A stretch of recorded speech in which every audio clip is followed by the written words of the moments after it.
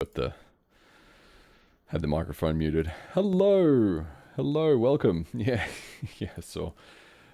so today I wanted to get a bit of dark mode going. So I streamed yesterday. I played around with a little bit of some stuff. I just put the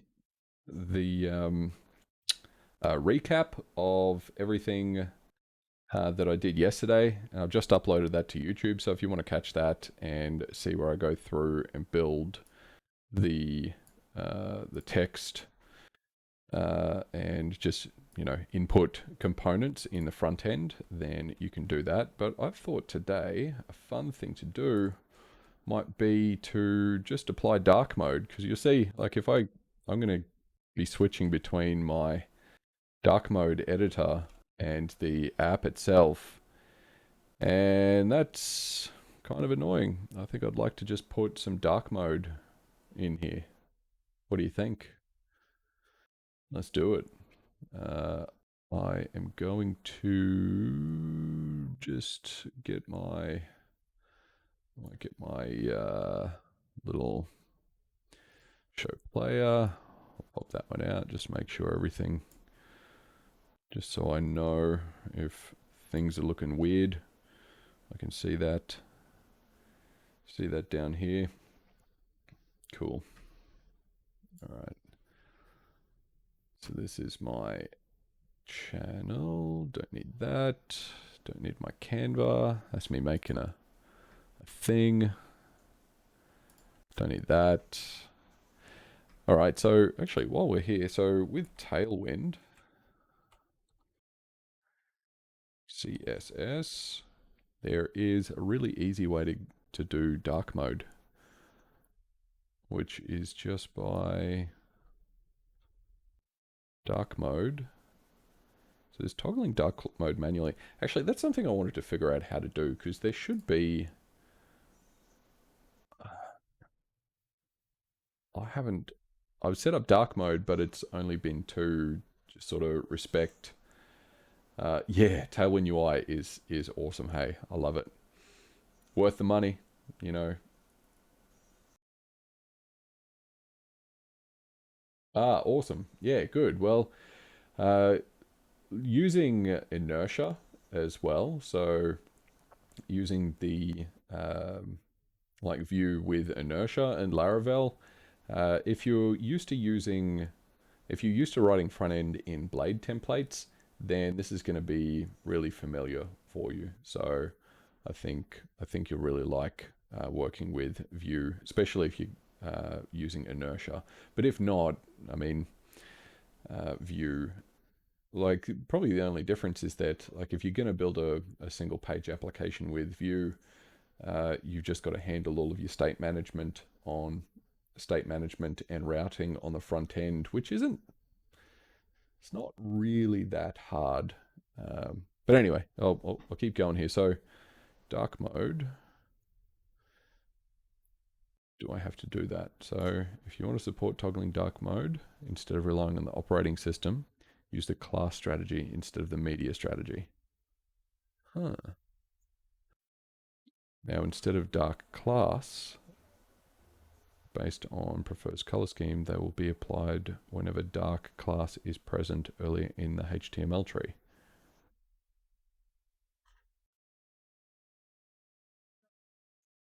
Will be applied whenever dark class is present earlier in the HTML tree. Oh, okay. Right. So you would essentially be putting so you'd be just toggling the class in the program. That's boring. I don't want to do that. I just want to go through and tinker with the thing today on the style just for now. So I'm not going to do that right now. I am going to start plugging in all this dark though. Yeah, I'm going to do that. I'll go to dark mode.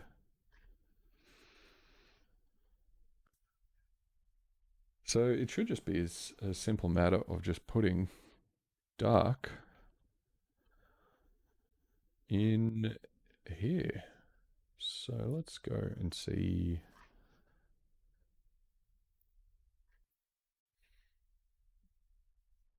So dashboard.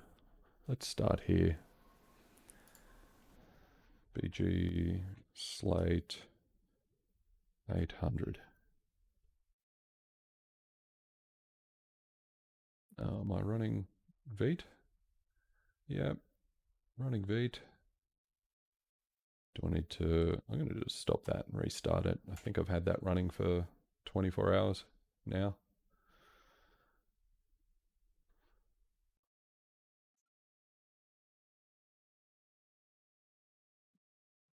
Yeah, all right. Well, at least the server's still running.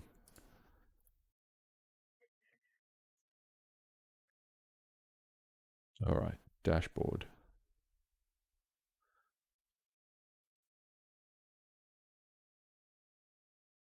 App layout.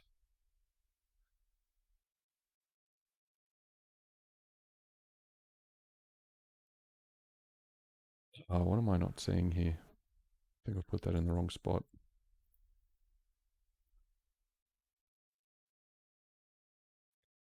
BG white.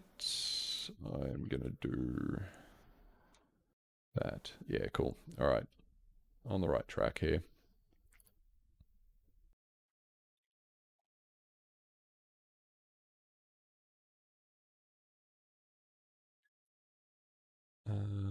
Do 700 for that.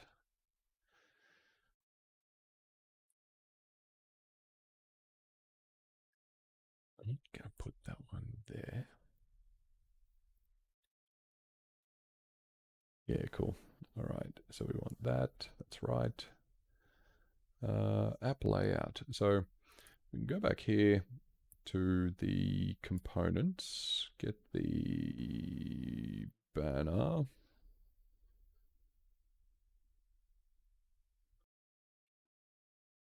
Don't need to touch those. Don't need to touch those.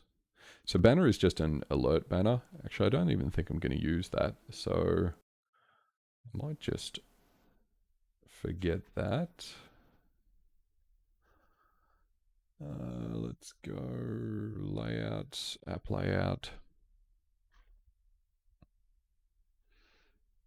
Yeah, don't need that. BG Gray 100, and then here, BG Slate 800. And that should change that. I wonder if it's doing that because, oh no.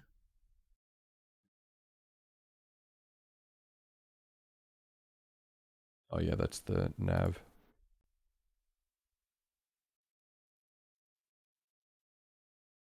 Cool.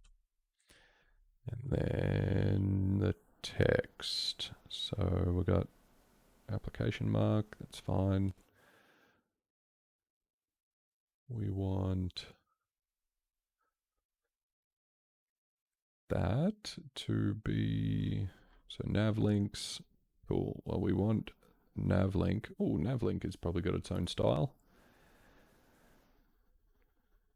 Link, class, classes, return, props, active. Oh, yep, cool.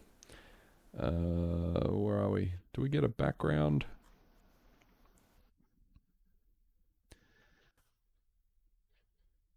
Well, we don't need the background, actually, so we'll leave that. So what we do want to change is the text. Text gray. Let's go 200. Let's see what that looks like. Yeah, that's inoffensive. That's fine. Cool. So while we're in the nav, let's just change the thing over here. Change this button. Let's make that bigger. So we'll change this button to navlink is done.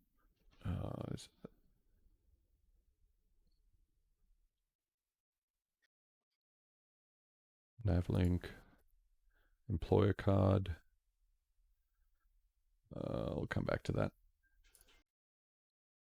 Come back to those. I was just getting lost. So app layout, nav link, Teams drop down. That's right. I want to see what this looks like on a smaller screen. So let's just squish it, see if that changes anything.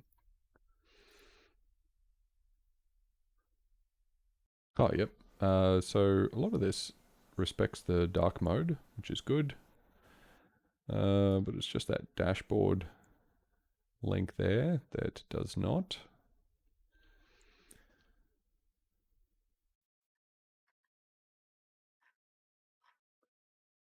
Manage team. Create new team. Oh yeah, that's not applicable. So it's not applicable because it would be under team management and we're not using teams in this build. So we'll forget about that. Page props, user, current team. Ah, it's all the way up there. Teams drop down. Yeah, so that's not in there. So settings drop down, that looks right. Dashboard. That's that nav link.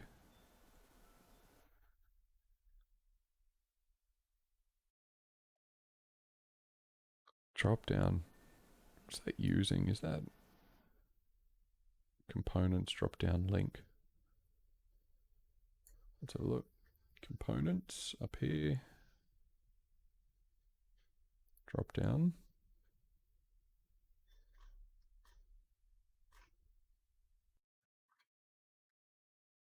Drop down link.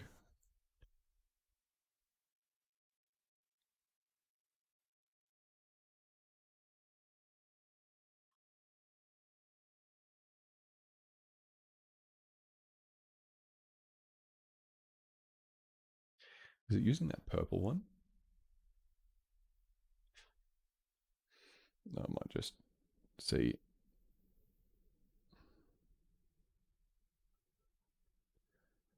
Block. Padding left.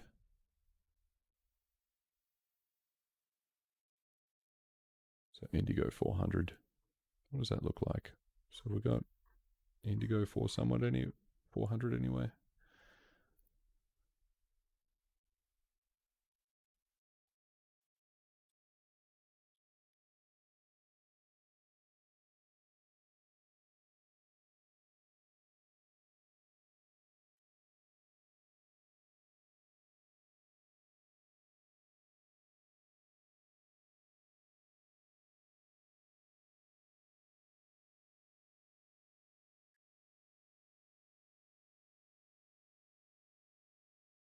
So play out.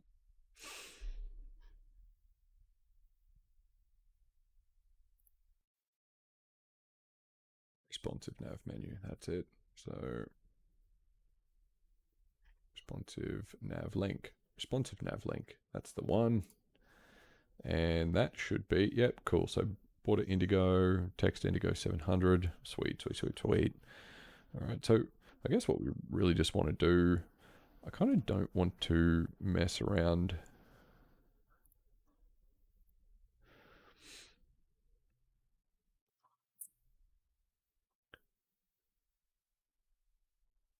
I might just change the color to like a lighter indigo and put the, yeah, put border indigo, text indigo, so dark, text indigo. Let's go 400 and dark, PG, slate 800. Looks nice.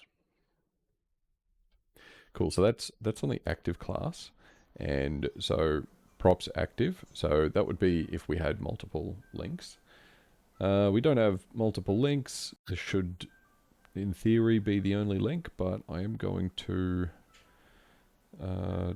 just find areas. So we'll go border gray.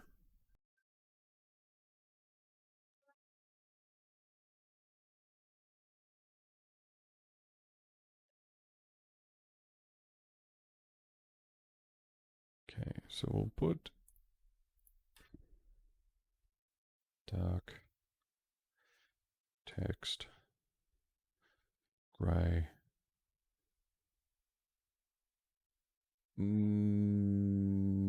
400, 300. Actually, I just wanted to match those. What is that? Transparent text.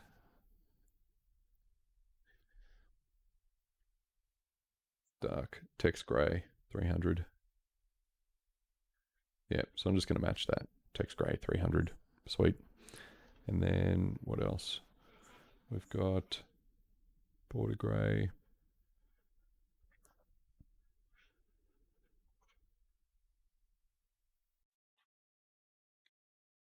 Yeah, that's fine. I'll leave it like that. Okay, so now these inputs, we'll just get that to respect the dark mode, and then I think that's that task done. Yeah, absolutely. All right, let's take it back here.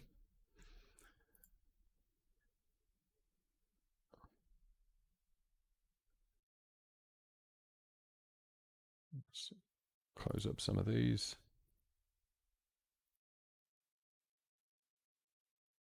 Sweet.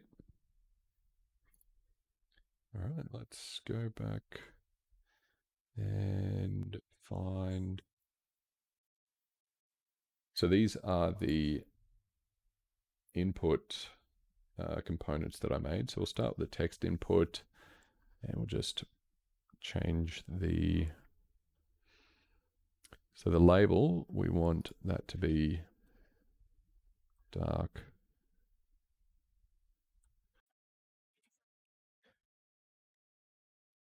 Uh, 300.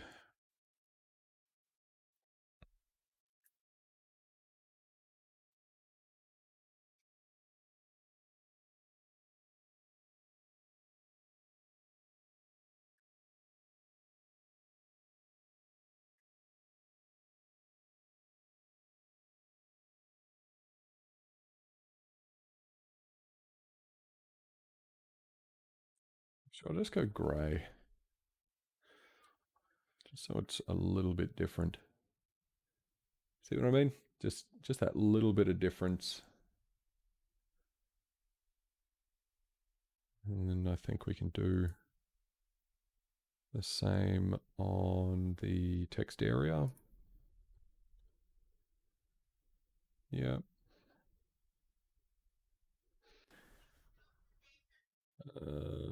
Text gray. So that one there might just.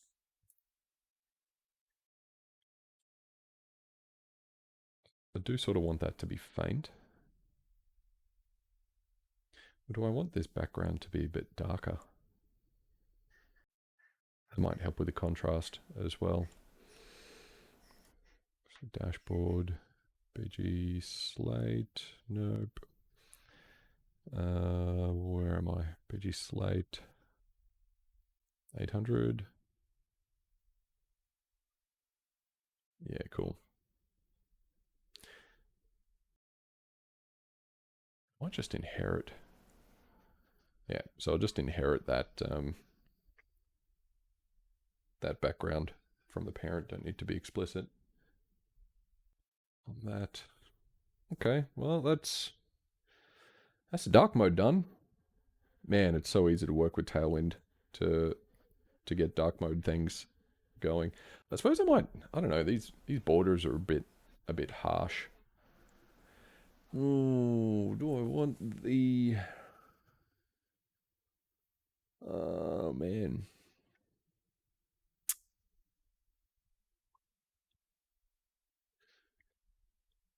You know, so because we're building a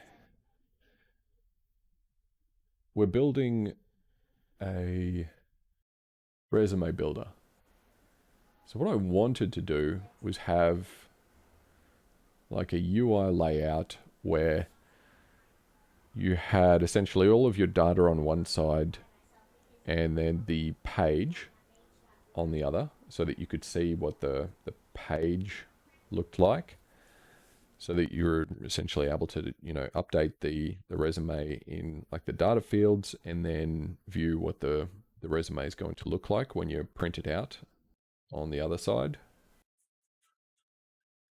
I just it's probably going too complicated.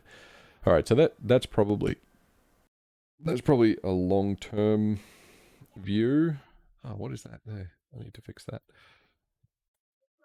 I'm gonna find that text area and put dark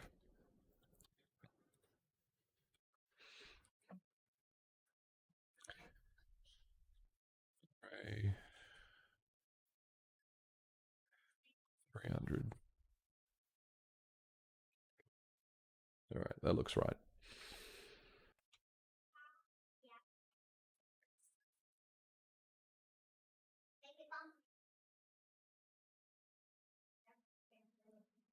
I wonder if my errors are going to show up okay.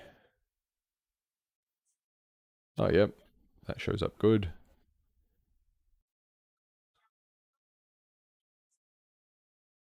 The spinner shows up good. The saved thing shows up good. Nice.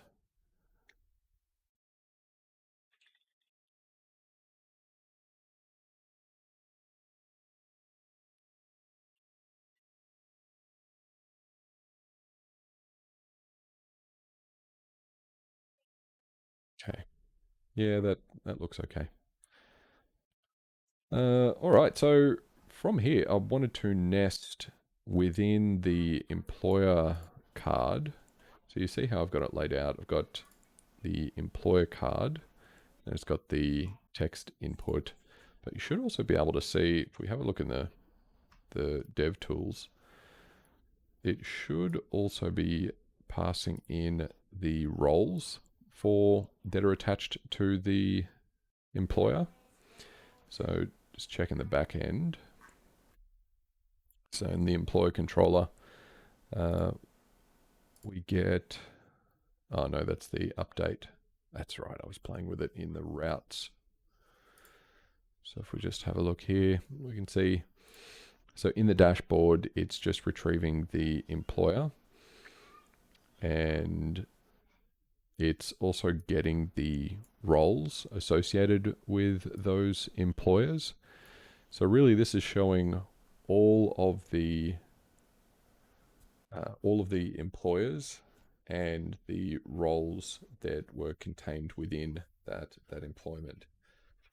All right, and so just to recap as well. So this project it's a resume builder. So precognition on that form. I don't know what you mean. Do you use precognition on that form? I don't know what precognition on the form is. Can you explain that a bit more? Uh, so with the models, the user has many professions, and uh, so they also have many resumes. Oh yeah, all of that. What I wanted to show was, oh my god, what's happening with my kids in the other room playing Minecraft with a friend, and so it sends me notifications. Anyway, so well, let's have a look. Let's see. Let's have a look. Laravel precognition. There's the purpose. Okay. New framework feature that will allow developers to create new and improved experiences for their users. Request response header middleware, and for some cases, a global header that Laravel reacts to in a unique manner. Request comes into Laravel, everything right up until the controller is executed. This includes all middleware route, model binding, resolution, form request validation. This unlocks new flows and possibilities for applications such as, okay, CPU only, inertia, blade.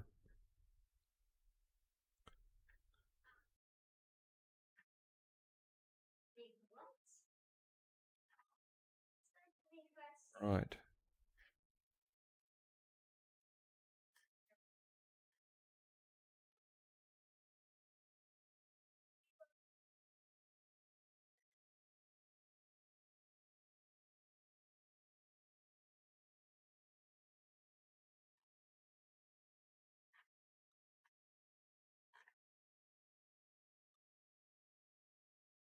Ah, right. Okay. So it wants a real-time validation. Is that the benefit? You're gonna have to give me the too long didn't read here. Is it just real-time validation of fields?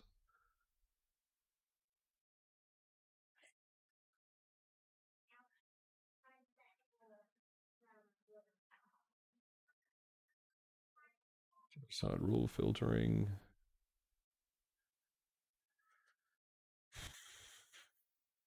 You can see so we can specify which rule should be running during precognition. And their documentation is really verbose. Like they give a TLDR that doesn't actually tell you what it is or what it does. Okay, all right. So it's for real time validation. Cool. Okay, sweet. Yeah. Well, I'm not using that. Um, looks interesting, but I don't know what. Yeah, I'm not gonna add yet another package into this build. I can't think of too many reasons to add this in, so I'll give that a miss on this package. So thanks for the heads up though. So we get roles here. I think probably the first thing to do is just like render out these roles inside of this nest. So we nest them inside of the employer card. Now visually, I think I'm just going to have like a single border around it. I'm not going to also put borders around, every nested object, because there's going to be like 3 or 4 nested objects within this, and it's just going to make the UI far too busy. In fact, actually, while I'm thinking of it, just looking at this UI, I think I want just a bit more breathing room on all of these elements. So I've got a bit of breathing room there and there. Yeah, so I'm going to go through and just do a bit of consistency for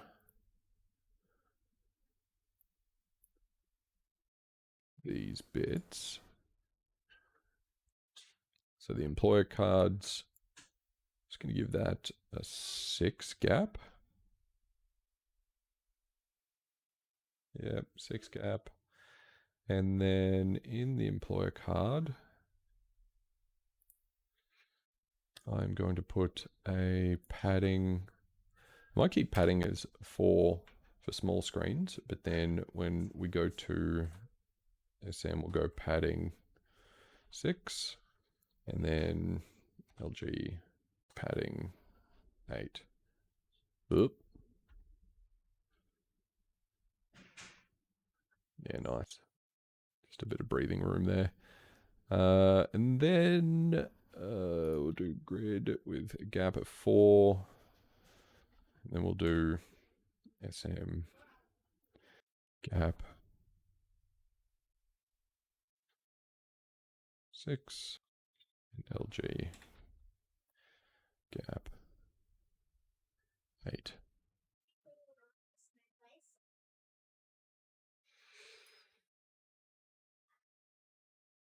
Cool. So it looks good on small screens.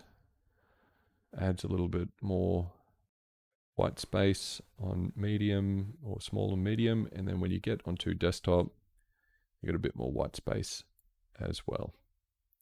Just looks a little bit cleaner.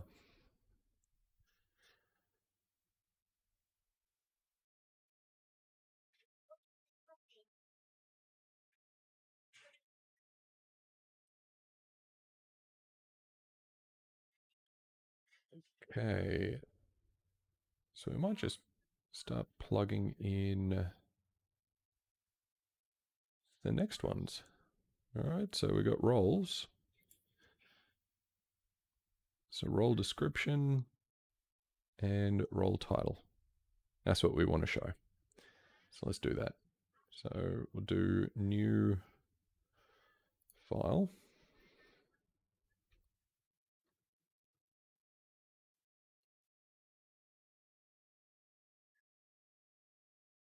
Just want a div.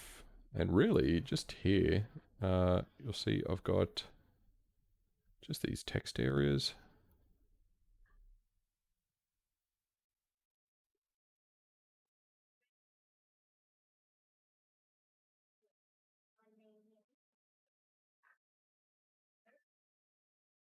I might even just grab that whole lot.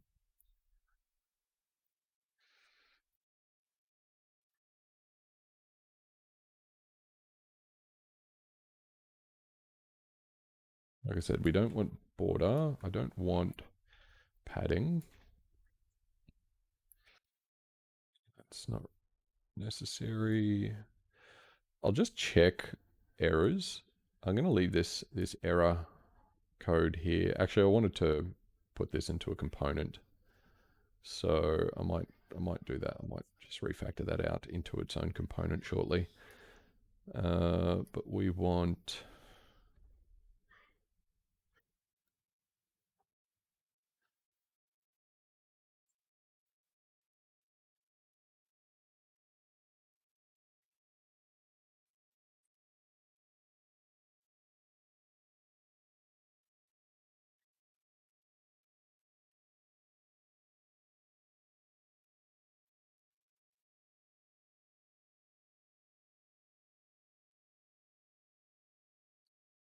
need that for now. And we want to put in some props and use, what is it? Role. It's an object. Cool. So we're passing in a prop of role. And that means I can put that there. Role. You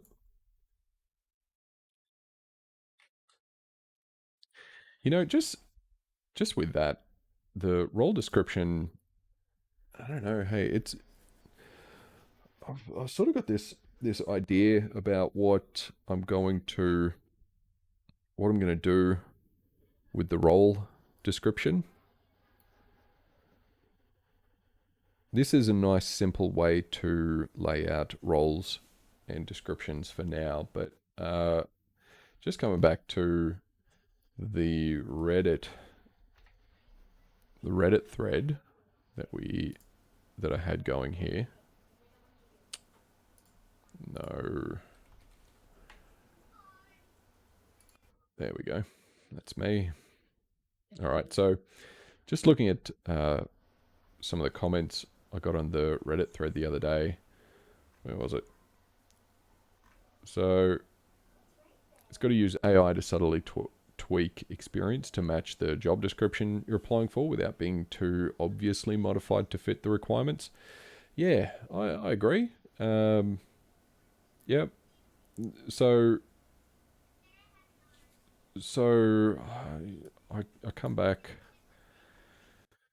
Maybe the content could be filtered by adding experience tags to each piece of the resume. Now, each piece of the resume is essentially going to be like each paragraph within a job or role. So, if you think about, say, an admin role at a small business, well, an admin could also be answering the phone, dealing with returns, perhaps shipping items to customers.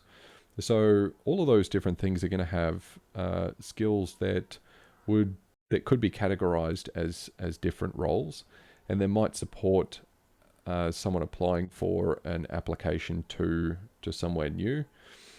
So this is why I really agree with this as an idea. Makes a lot of sense. Uh, so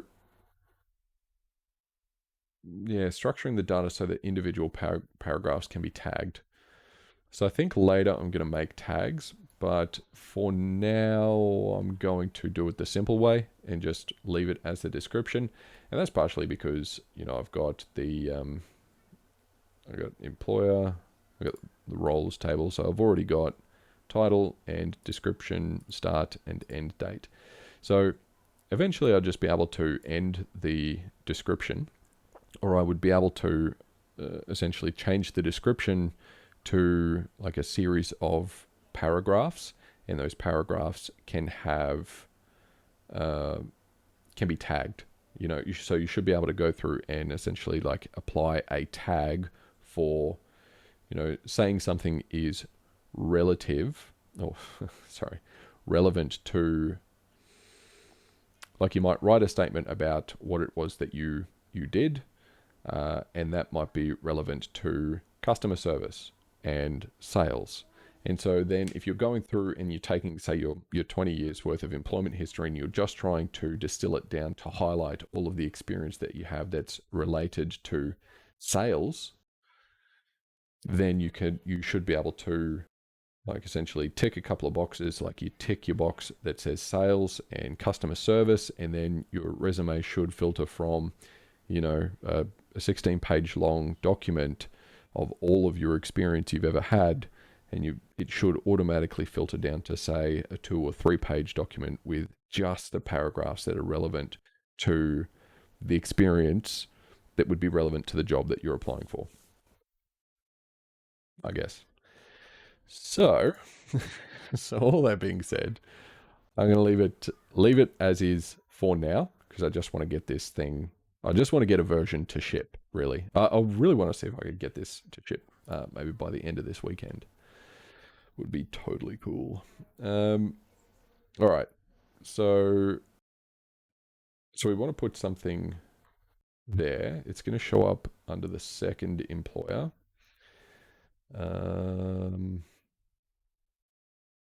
I think. Yeah, because I've got 4 roles there and 0 roles there. Yeah, no roles. No roles. So now I want to just include the role card in the employer card.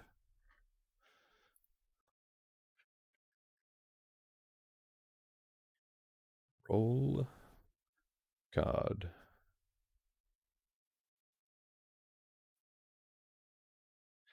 I just prefer writing it out this way as well. Role card. 34.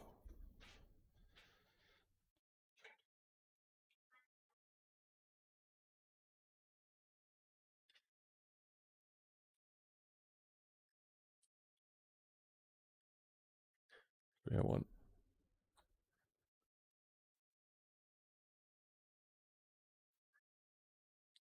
We need a key. We want to bind that. So it's not the word index, it's the object indexed.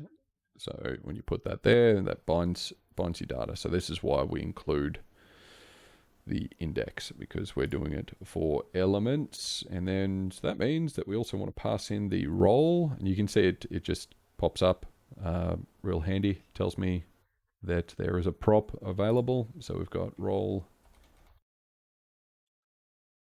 Sweet. So in theory, if I refresh this, it should just show up. Damn it. No, it doesn't. What's happening? Can it read properties of undefined? Reading, saving, of course. Okay. Yes. So on the roll card, I've got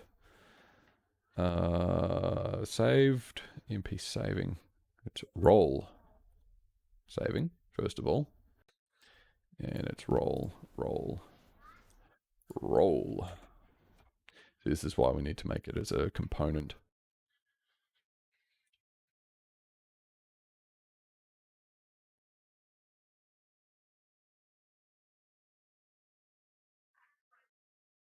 Hmm.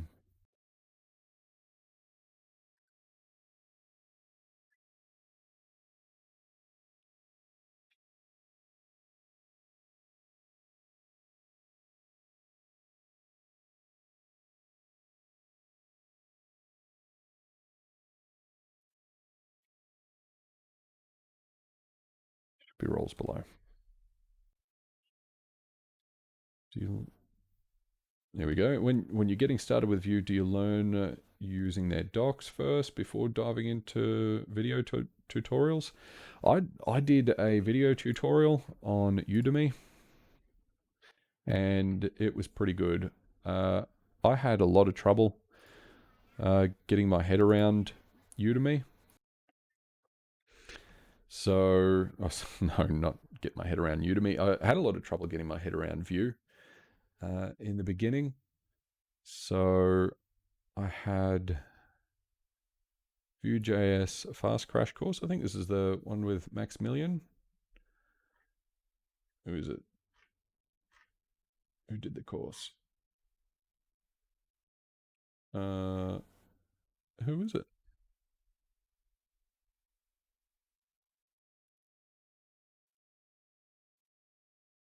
Did this guy Maximilian do? Oh no, no, it's not Edwin. I actually did Edwin's course for Laravel a couple of years ago. It was a really good course, but I didn't really get anywhere with him on that. What have I done? Yeah, so this Edwin Diaz, that's the one that I learned Laravel originally. This one, so the complete guide, including router and composition. Yeah, this was really good. The Maximilian Schwarzmuller. I really liked his thing. Yeah, this guy. I love this accent. It's great. How could you not enjoy learning a JavaScript framework with this accent? It's fantastic. So, but I got to tell you, like I was going through the courses and I had so much trouble just like focusing and staying with it. So it took me a couple of goes to yeah. It's a good course. So yeah, it took me a couple of goes to actually get like far enough through the course because I was so used to like the Laravel way to do things, and I think I had a lot of momentum with Laravel and static page rendering, but I really knew that I needed to learn a JavaScript framework. Uh, and for whatever reason, I was just like not. I knew that I had to, but I didn't really want to. And because I didn't have that want, it was so hard to stay with it. So it was yeah. Anyway, but your mileage may vary. You'll probably have a better go at it than me. I got yeah, cool. I'm glad you do. So, all right, moving on. Let's um let's figure out what the hell's going on with this. I should be getting I should be getting here we go. What's happening here? So text area spinner, text input, failed to resolve component. Okay. That is probably because those components are not imported. So I'm just going to import them right there. And that should solve the problem. Haha, wonderful. Oh, why is it doing that? Cannot access roll card. That's because I'm so I've copied that from the parent. So obviously you can't reference the component within itself. You know, actually, I think I was able to reference a component within itself on, it might have been in Vue 2. I think I was able to just like nest a component within itself uh, at one point. I think I had like a nested, yeah, that's right. I had this, uh, yeah, you can reference a component within itself. It's, hmm,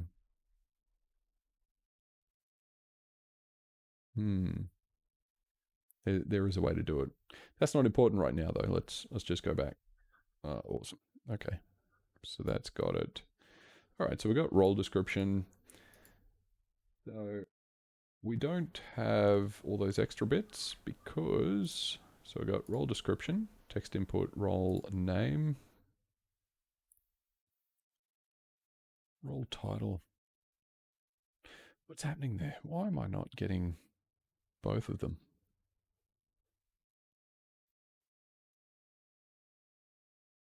What is happening? All right, well, I'm not getting any errors. Ah, okay. Yeah, just needed to re-render. Sweet. So there's that. I think I should maybe just add some indentation though. So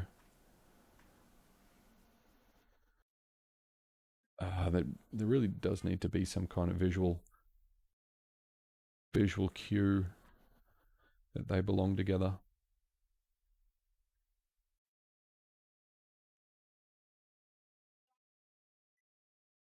Hmm.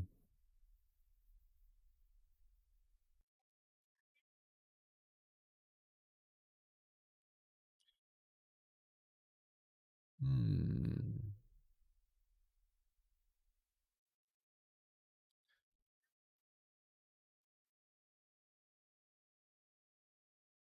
I might just put a line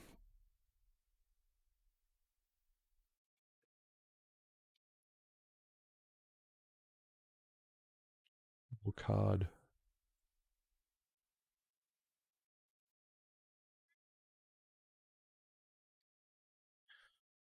Order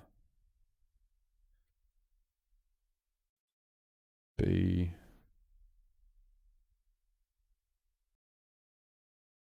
Right. Hmm.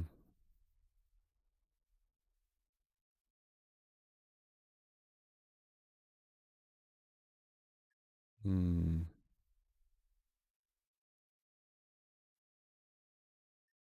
I don't want to go putting it in another border.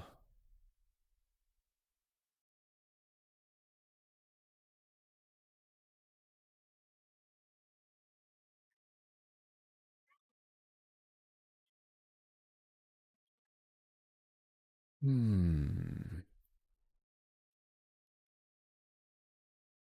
I'll have a think about that. I don't know. I don't have a great solution for how to make it. I don't know. Maybe I'm just freaking out because it is big. You know, it looks big on the page for me.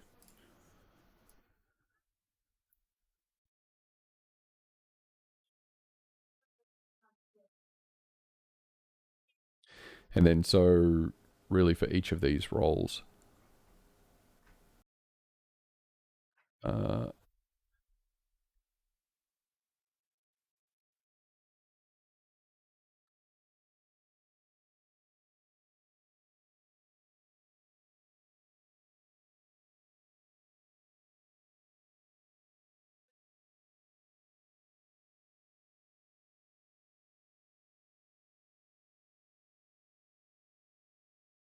hmm. All right, I'm gonna do it. I'm gonna leave the styling alone for now. I'm not gonna stress about that too much for now. I'm just gonna get the bones working and get them to do what get all the functions working, and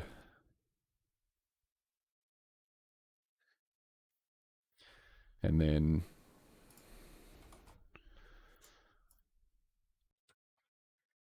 I'll come back.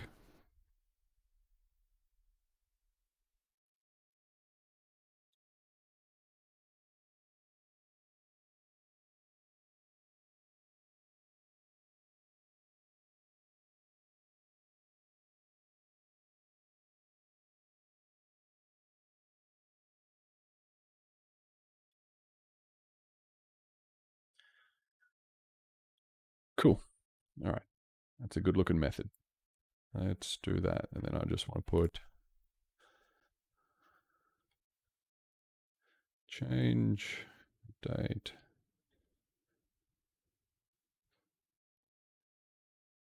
update role.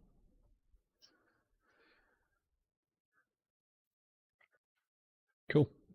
So at this at just for your benefit, that's the event change. So at change, and then also here you can see above it's at update value. So it's checking the new value, uh, which is the new value role description equals new value. Now you need to do that in order to, uh, this is this is listening for the event within the text area component that is update value, and so it's receiving the parameter from this text area component, and it is changing the role here description to the new value. So that should mean that the DOM updates without issues. So role title. Now it's not going to work, of course, because we don't have a route. But it is sending the payload through. So it's sending the role through to the back end. So speaking about the back end, let's go and have a look at what goes on in the back end. So we've got role controller. I'm just going to grab this because I am a lazy developer sometimes, and it's going to be pretty much copying the same logic. Oops. I want to update that.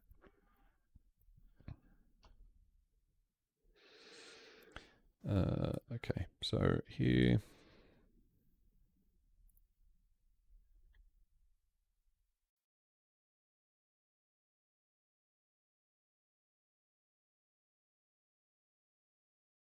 let it automatically put the role in there.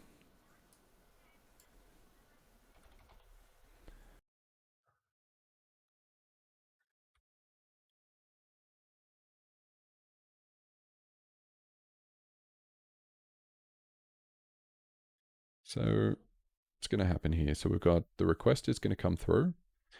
Laravel is going to validate the request. We want the name. That is not required. I don't think the name is required for this, but the description is required. And we will have a 1,000 character limit, 1,200 character limit. And so we're going to transform the data that we're going to transform the request, and that's the role object that's in the request. We're going to turn that into a PHP object that we can work with and manipulate. So this means that we're going to do,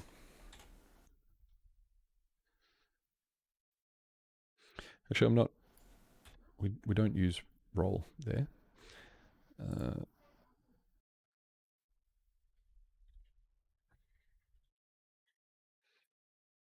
Message success. Cool. So role name, data name. Role description, data description. Find data ID. Cool. So you want to find the role with the ID that's been passed through. Now, ideally, you would also validate that the, so you probably just do something really simple, like validate if auth user ID equals, what do I want? I want role user ID.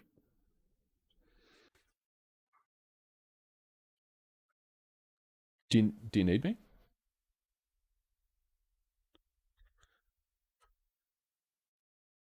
And then that's when you would do that. And then send back the response. So all you're doing is just checking to make sure that, so what this prevents is, say someone who's just sending through a post request,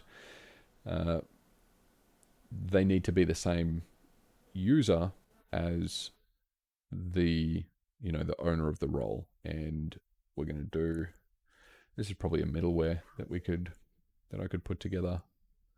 You can almost just make a function as a middleware authenticate.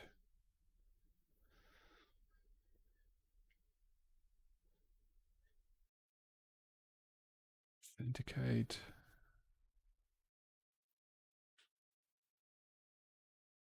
I think I can make a middleware. I'm just gonna do this for now.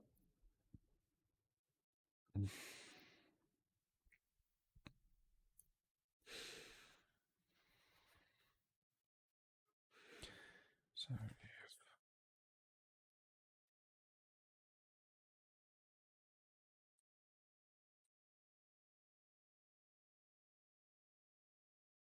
D equals,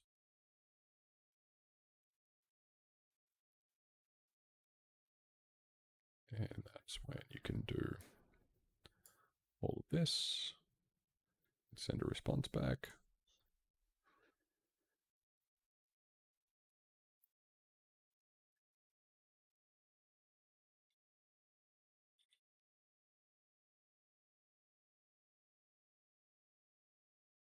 You don't want to give, so if anyone's screwing around with it, you don't want to give them, Uh, too much information.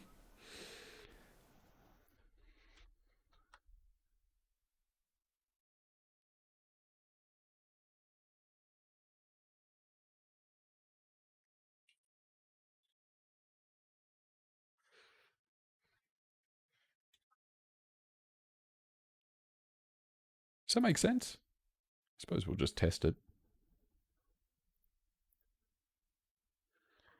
I just should show up as saved. Yep, so that's gone well. But if the ID was a different one, I could probably just test that in Postman. Although, I mean, you need to be authenticated, and in Postman, yeah, I'm not going to do that. I'm just going to use.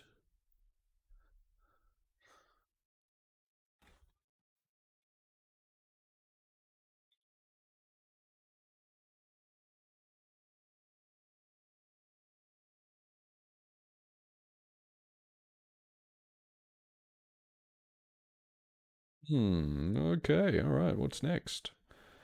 Let's make a route so that when I send a request, I do actually get update employer. Let's do update role. We've got that. We will do role controller. And I'm pretty sure that's it. That should work. So second, so we've got role title. Uh-huh.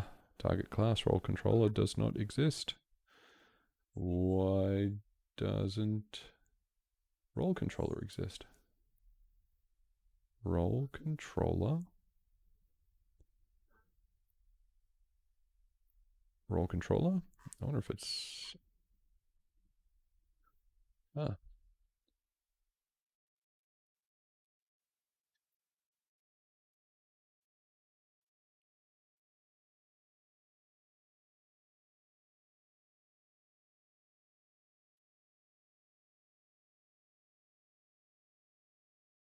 Oh. Oh, no. The description field is required. Oh, role description. Okay, I have a description. Have you tried using debounce for inputs so that it's not submitted immediately on change? Not submitted immediately on change. Debounce. I don't know what debounce is. I would just normally write. I solved that problem. No, it's probably a different problem. So I do want it to just submit immediately on change. I don't see why you wouldn't want it to submit on change. Am I missing something? Is there something that, like, is there a case that could cause me issues?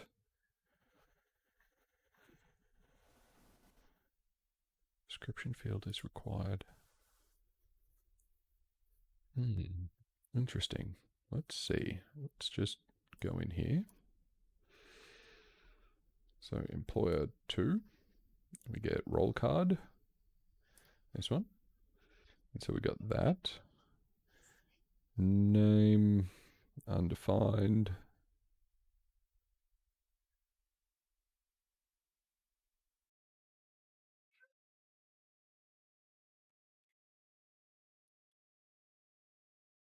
Oh, it's title, not name.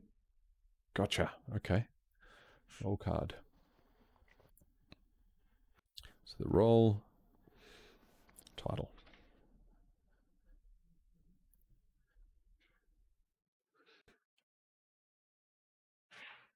Ah, cool. And then that all shows up. Sweet.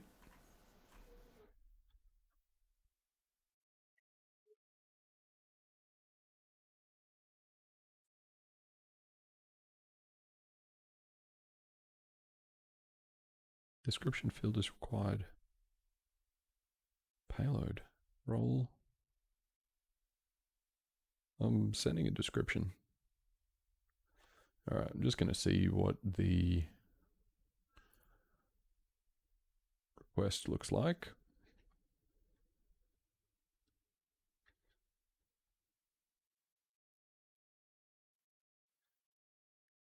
Actually, I'll just do data.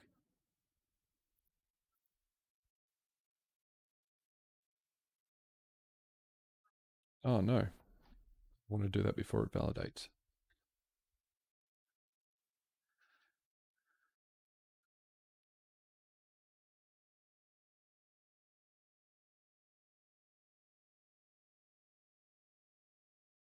The title and description.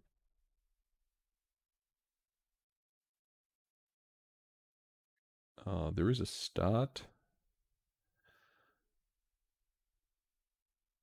I think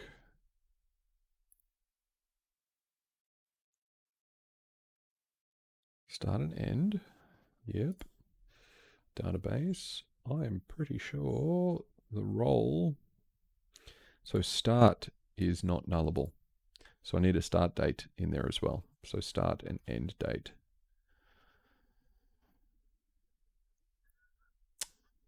So I'll do that. I'll put the role card text input.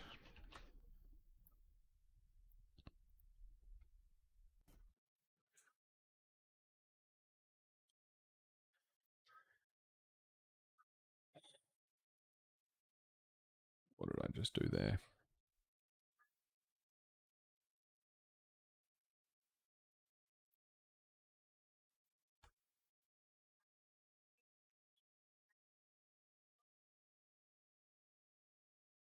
Start.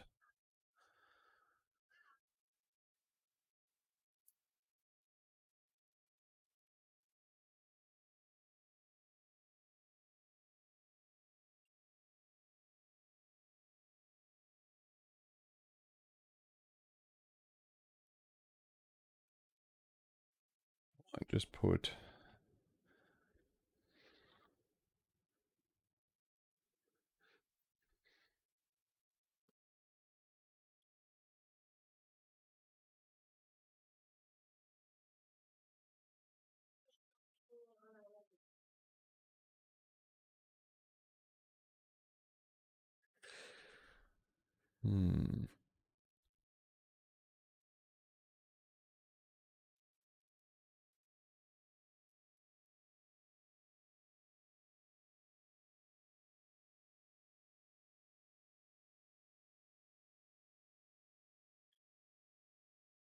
end date. Placeholder I don't need.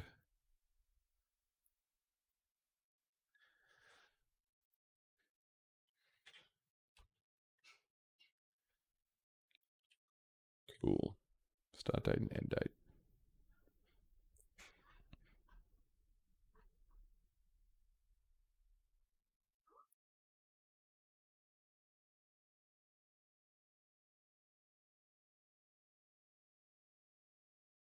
Nice. Okay, all right.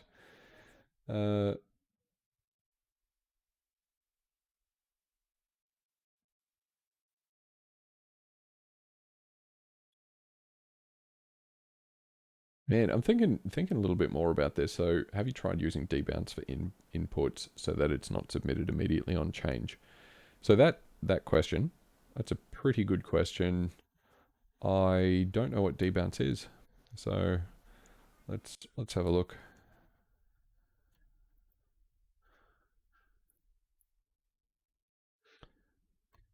Debounce versus throttle. Ooh, what is this? Difference between throttling and debouncing function. How to implement debounce and throttle in JavaScript. Okay, all right. At some point, you've probably come across a website that uses an autocomplete text box. Drag and drop. Pretty chances are also pretty high that you've encountered debouncing and/or throttling without even realizing it. In order to ensure things like autocomplete are performant, you need to implement it using debounce and/or throttling. Yeah, you do. Can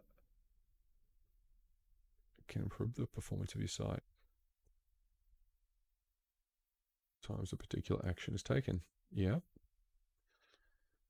Naive approach to an autocomplete text box that fetches its autocomplete options from an API. Yeah, so that's just going to spam, essentially. So the event listener, so every time you type something in, it's going to add event listener input fetch. Yeah, cool. So essentially, like if you were going to do that debounce that you mentioned. All right, let's do that. Let's have a look. Delay the input event until the user stops typing. Yeah, which is why, so you just want, I suppose, when the user stops typing, not when they come out of like the text field.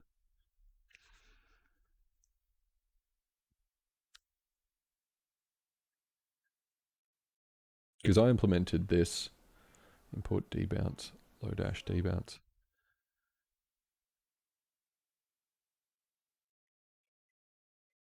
Because I wrote one. I just wrote a JavaScript debounce that had a. I don't suppose they have a like a timeout. Oh yeah, update value debounce. And I suspect that is probably the interval in milliseconds. So like it just waits just over half a second when you stop typing, I suspect.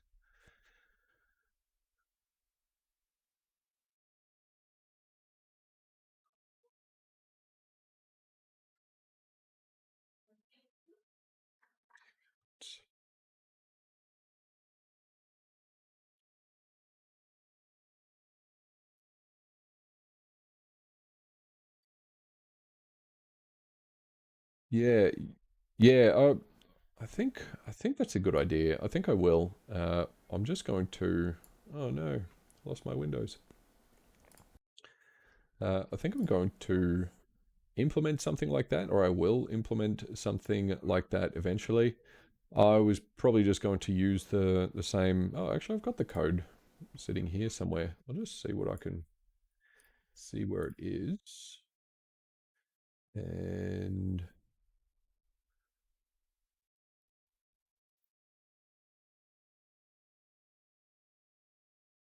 oh no, that's the Vue one. Let's go this one.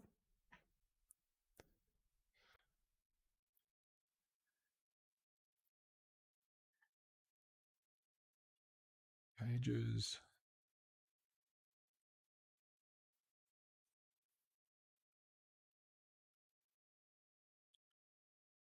What was it?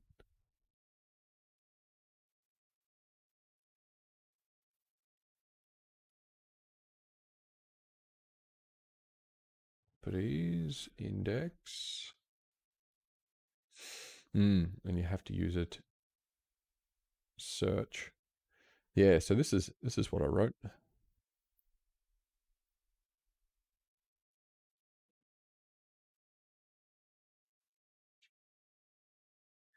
So I did. So you type in an address and it would wait 1 second before firing off the actual request. So, you know, you've got your Axios here, and I'll just do a timeout, and you would. So the timeout would be like essentially a separate value. You take the timeout, and so you'd have to clear the timeout first of all, which I think is a native. Yeah, I think that's like a native function. This SD. So SD is that. So you're creating a reactive object called SD. Loading. My timeout. Set timeout. You do all your stuff, and then at the end there. So essentially, like every time you run search, and then down here, so input. So at key up, it would be auto search, and key down enter would be search. So key up was the auto search event, and I had an auto search thing here. So if address length is greater than 6 characters, because you needed more than 6 characters for this API that I was working with to return a useful result. And then it would run the search, which was the search function that I've defined up here as well. So, but it wouldn't search unless it was unless the timeout had reached 1 second. So yeah, complicated way, and I'm pretty sure if I knew that debounce was a package that was available, I probably would have just used that at the time. But you know what? Honestly, this was probably a more interesting learning exercise for me. So to figure out how to actually natively do it in JavaScript was really beneficial. Anyway, let's move on. Yeah. Okay, so I've got.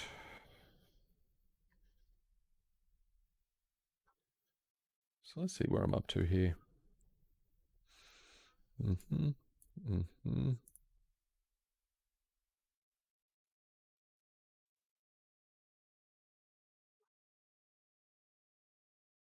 Oh, that's right. I'm dumping it. Okay, yeah. So I think I might stop dumping. Hang on. I got name is role title. What the hell is happening here?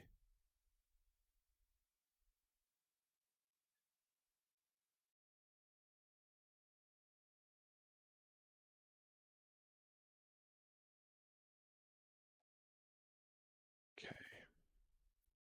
Role controller. So I'm sending the request back.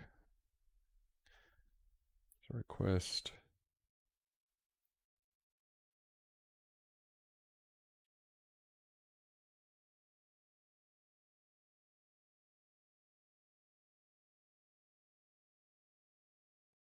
Let's see what this does.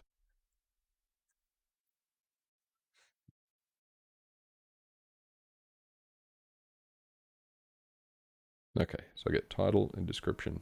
Why do I also have name in here as well? Going to refresh the view and just double check what I'm sending through. So actually I'm going to double check what the object looks like. So we have title and description. So title and description, not name. We have start and end. Great. So role title, and that should just say title, it's role. Role description, start. You know what I don't like? I don't like it when that's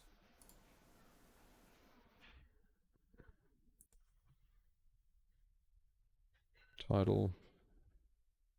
Okay, so we can see that the error was attached on that response from last time. So we just have title and description, start and end.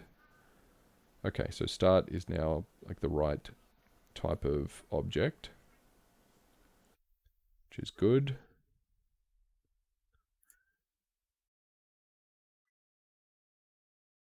It's good. So role and role description due to the following error, that's fine. Okay, that's That's right. So I'm going to take that out.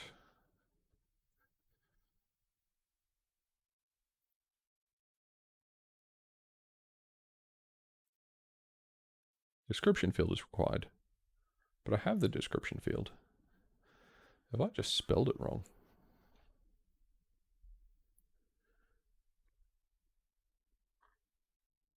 Description.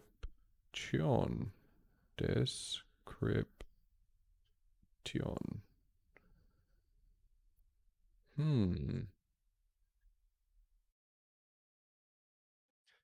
See, it's working there. That's fine. And the payload. Description, role description. Description. Okay. So then, in which case, the role controller is probably not data.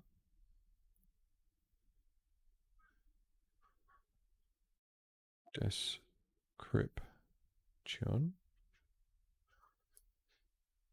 Okay. Is it actually required? Let's find out.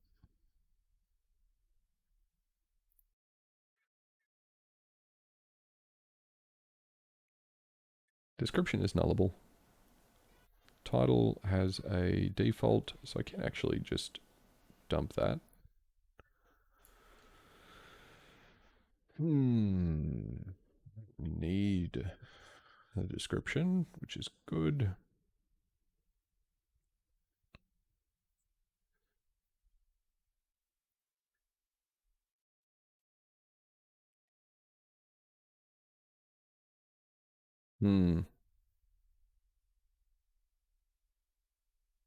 Role controller, line 32.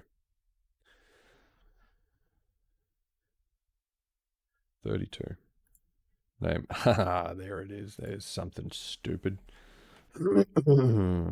Title. Description. Description. Alright, so that's fine.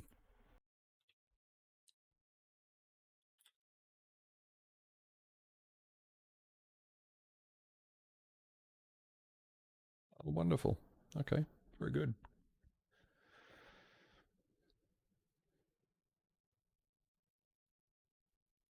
So role title.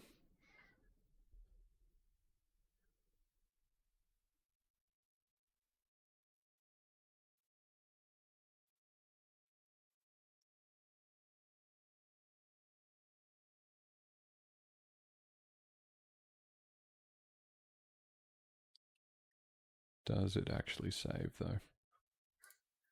So just role.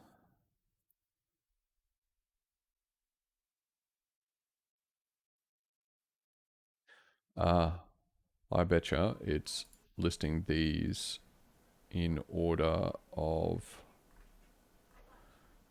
most recent updated. Role 1.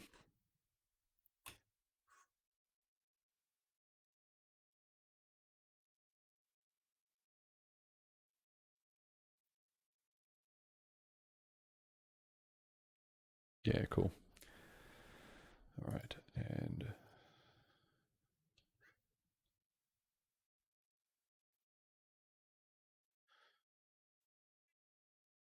start. Oh, cool. So it's 2020. Oh, no.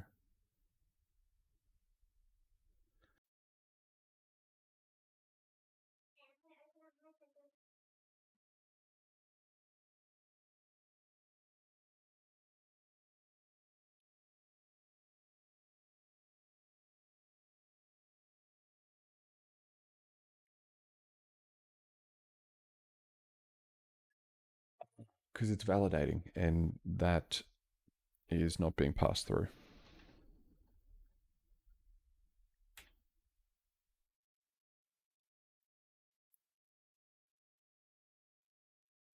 So start is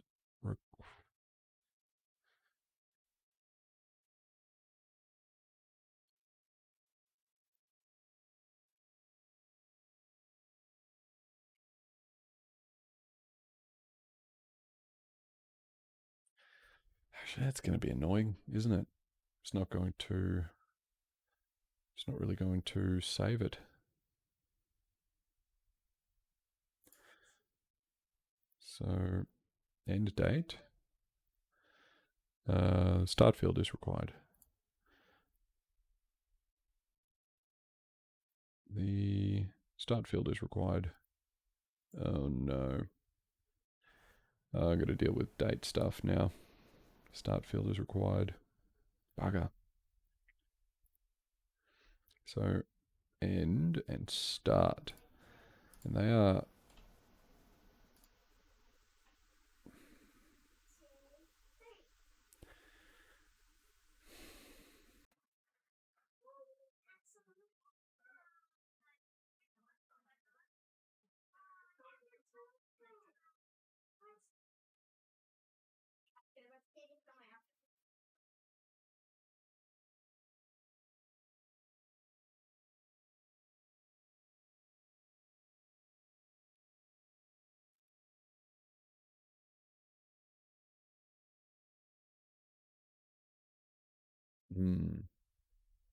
String format.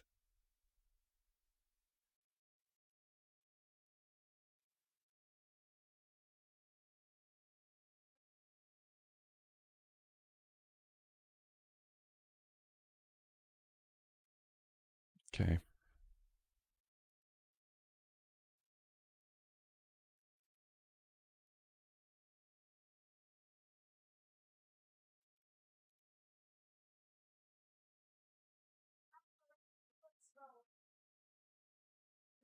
Yeah, date format. Year, month, day. Is that... So I'll chuck that in... Do I get that? Does that look right? Oh yeah, date format. Oh, awesome. Oh, that's handy. I wonder if that'll solve my problem. Thanks for that.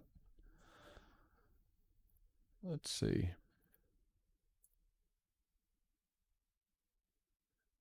Start field is required. Start field is required. Payload.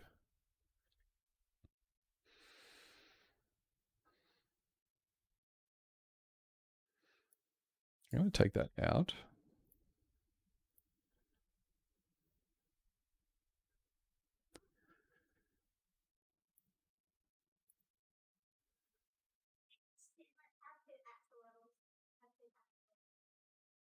Oh, we do get success. Start. That's start 13th. Or start 10th. Okay, that's data I had in there from last time. So when we're sending it, it sends in that format.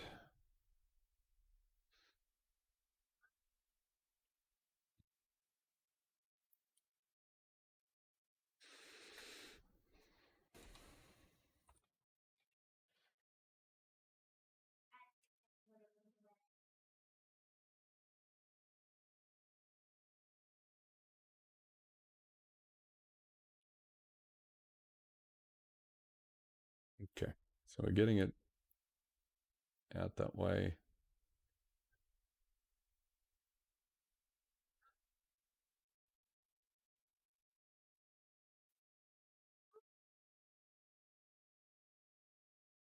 Start, end. And then I'm just going to have a look at what the objects look like when they come in. So when they come from the back end.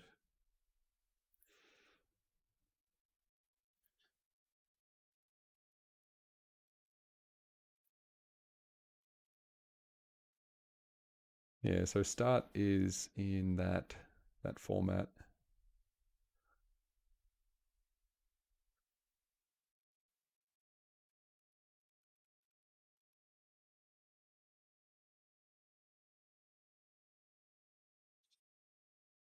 So it's in that lame format like that.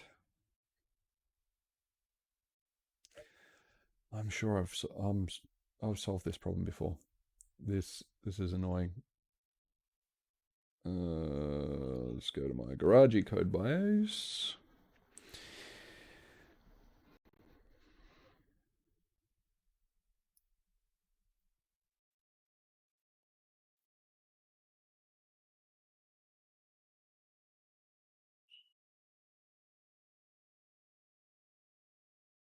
So here in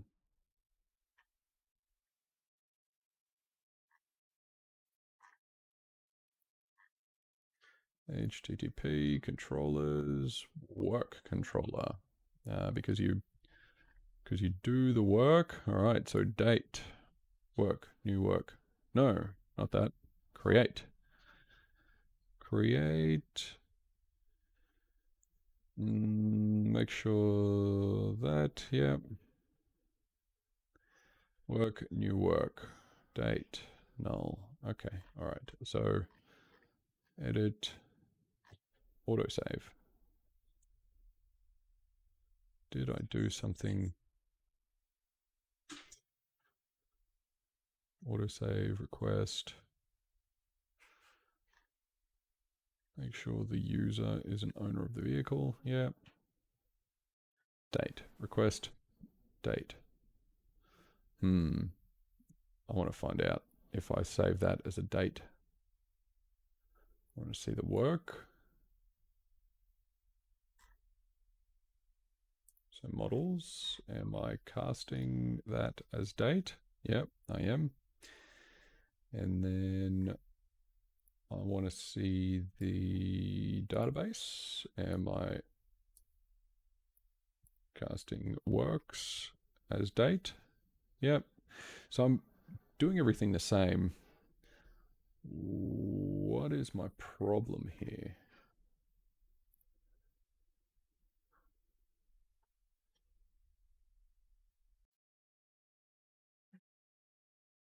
Format it before saving. So just here.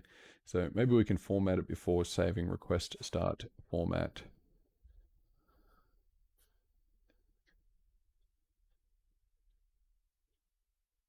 Yeah, true. It's just that it comes up. I suppose I don't need to say that it's date. It just needs to be. It's just a required field when it's being validated. So I guess I make it a string. I'm just going back to that work controller. So date is request date. And it's coming in. I wonder if I'm hitting that route.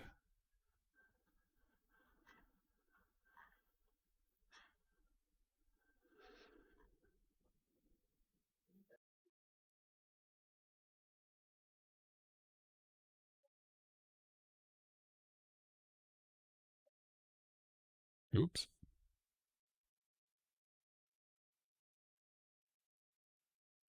Autosave. Work. Autosave.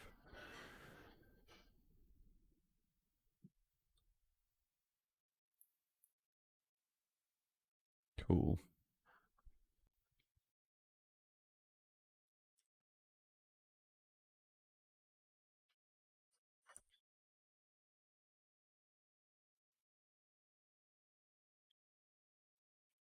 Let's go to. Let's find this. Pages. Work. Work. Work.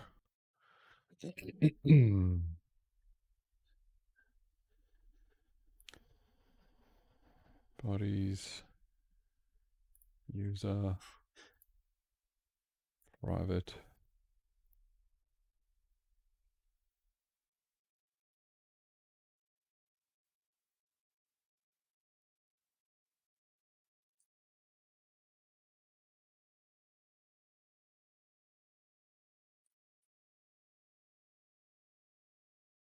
Hmm.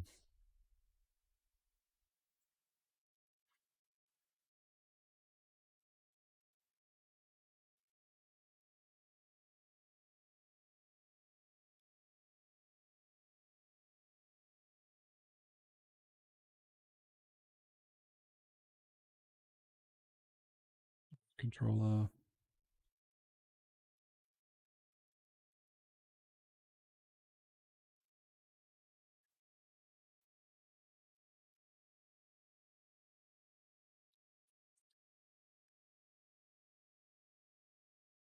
Oh yeah.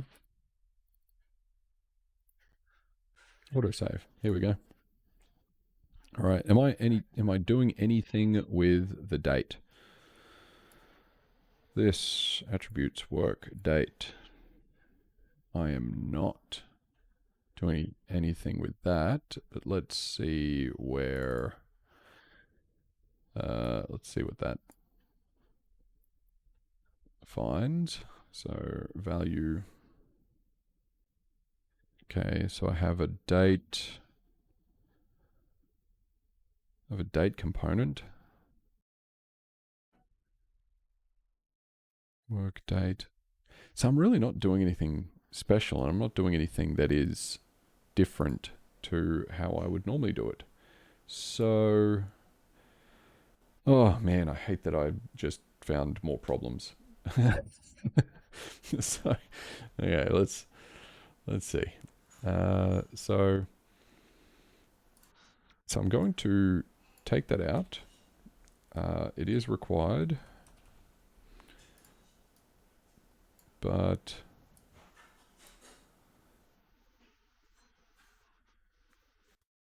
man, you know what? I'm just gonna not validate for now, and just see what happens.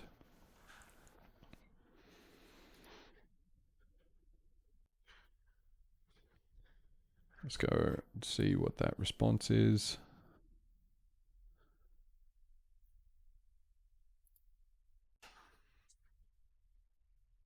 So the start is that. That's fine. And then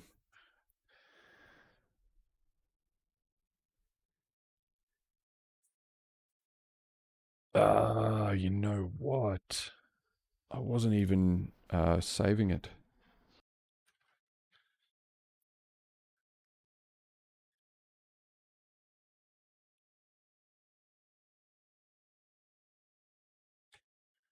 Man, I wasn't actually saving the date anyhow. So then let's go.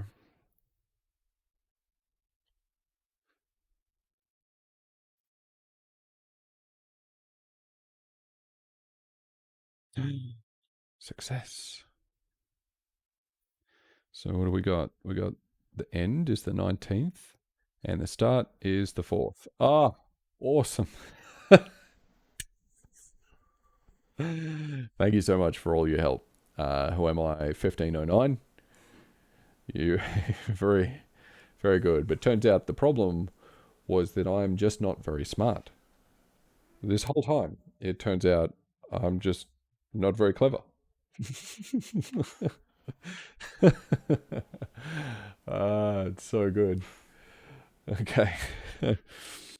All right, sweet. Well, now let's make sure let's see if we can get this validation going again. Because does it work? Oh, actually, I will leave that there because I think I also need that here because I want to check and make sure that it is in fact passed through in the right format. So hopefully we get 28th of January comes through. Yes. No. Start field is required. 18th. Start field is required. Okay.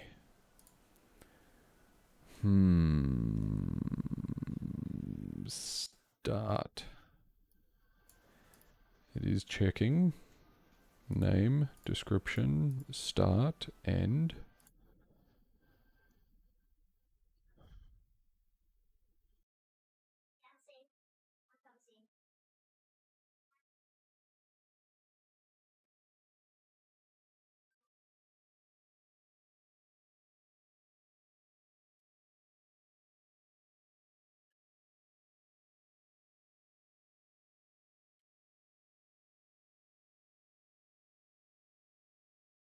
Yeah. Makes me wonder, like, is it not actually checking, is it not validating the, like, the role object that's getting sent through? Is it like uh we'll just do this and just see if I can see what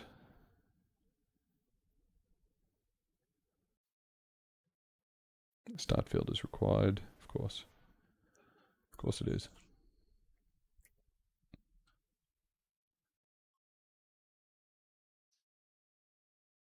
So this is the object. So this is the request object that is dumping. So start end.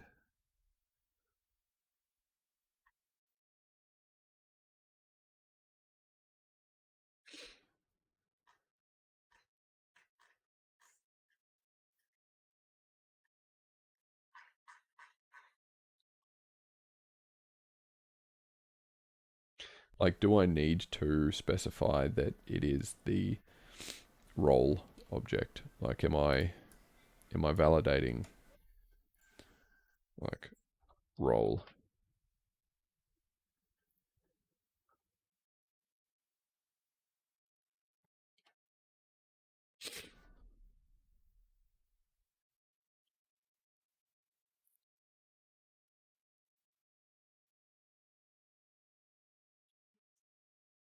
Yeah, so that's not right. Hmm. And then if I just take those out,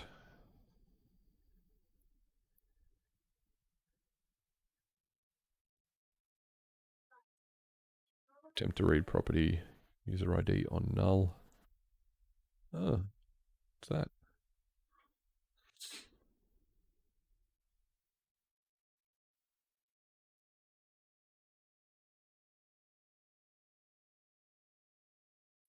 Ah, yeah.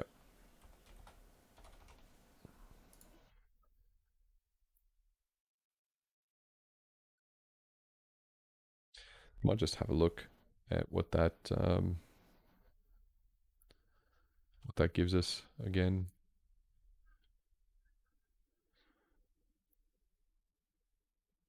So title, description, start and end. Oh, okay. So the request does actually pass everything through. It's just validating that those are present. You know, I think I've got to go validated.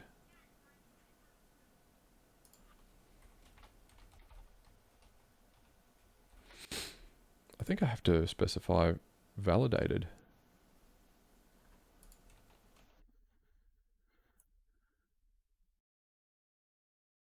Yeah, there is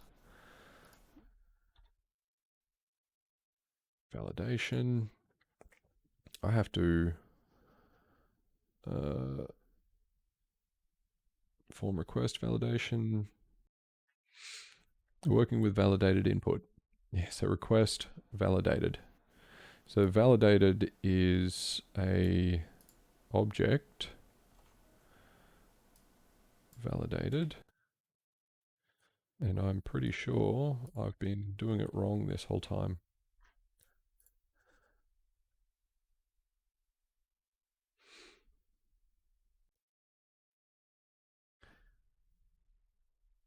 Validated. Validated input.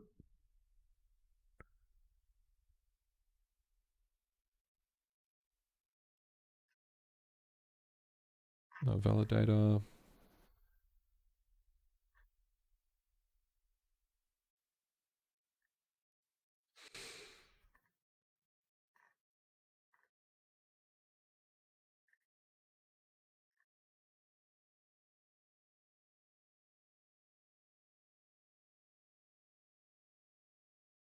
Yeah, of course. Okay. Yeah, so you need to essentially create the object. So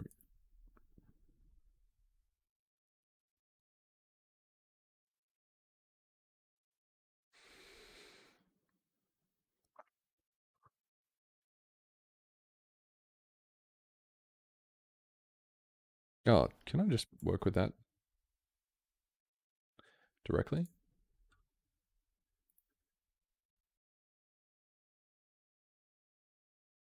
Yeah, just forget about that for now.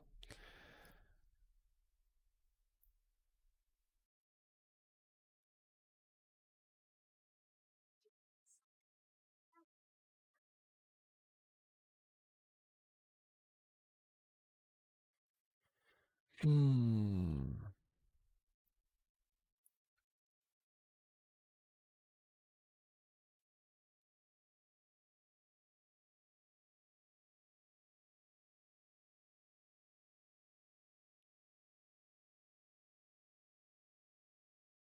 Thirty validated. Hmm.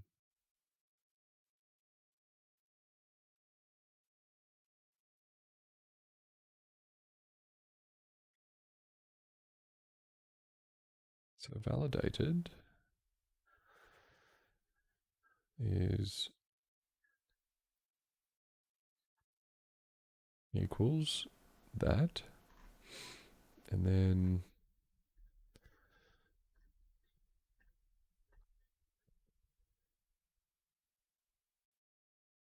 yeah, see that's right. Okay, so it's not colon, it's a dot. So if I want to poke into nested data, I just need the dot syntax instead. That's fine. Validation errors, customizing the error message. Cool. Populating forms.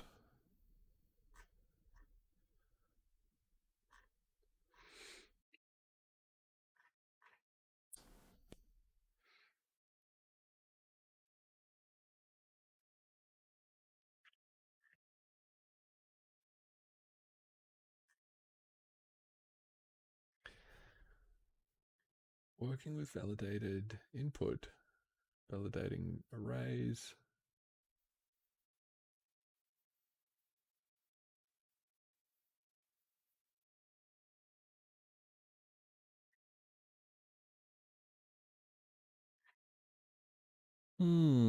Validation. We should put that there. So validated data, validated with bag. Store any error messages within a named error bag. Yeah, so you can just stop there.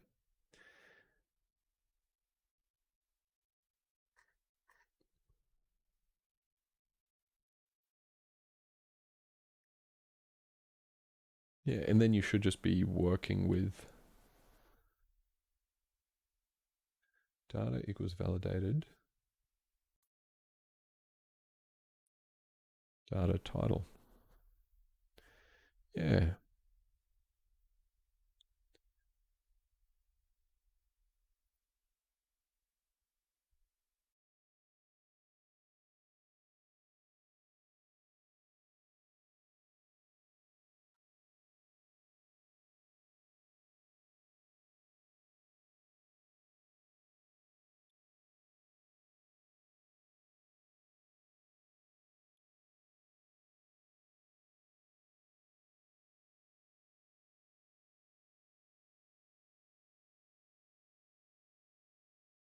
Hmm.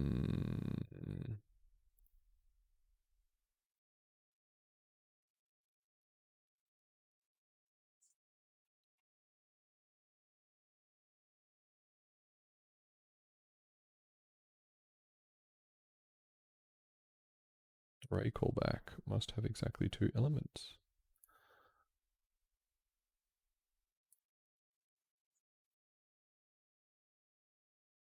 Role controller, line 29.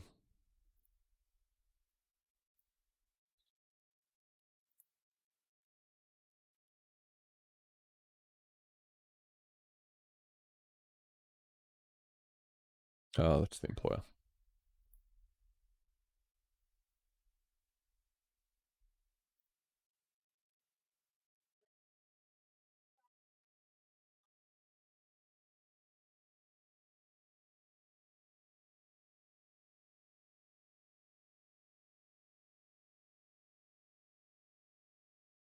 Hmm.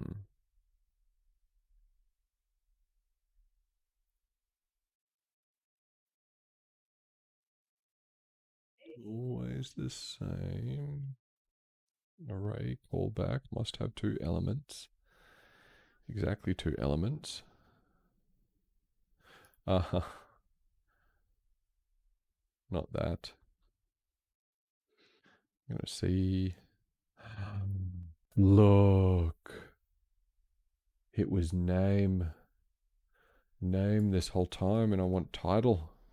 Oh, that's so dumb.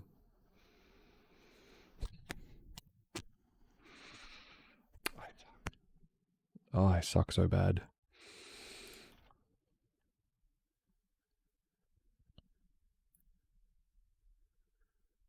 Attempt to read property title on array. Yep, cool. So validated is an array now.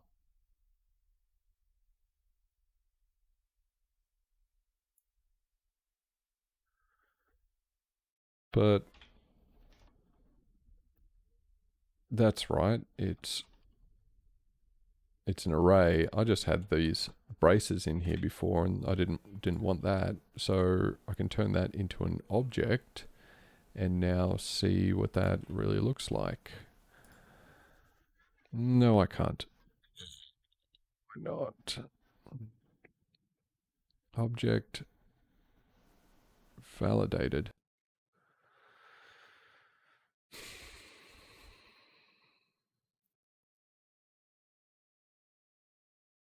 Hmm. Hmm. Okay. Here's my thinking. Validated is going to stop and send a response. So I don't necessarily have to work with the validated data. I can just work with the original request data, which means that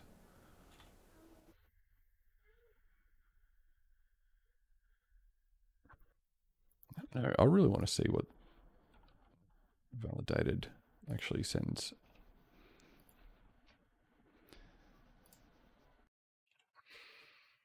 God damn it.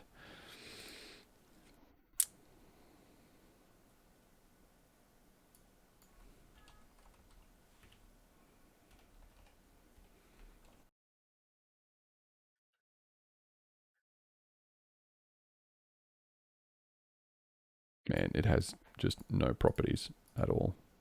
Okay, well that's probably half the reason it was wigging out on me, because validated doesn't actually contain any useful information. Man, forget this. Manually creating validators. Yeah, let's do that.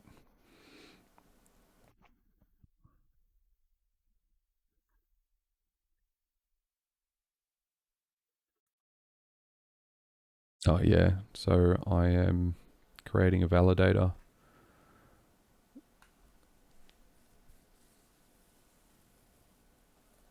Gotcha.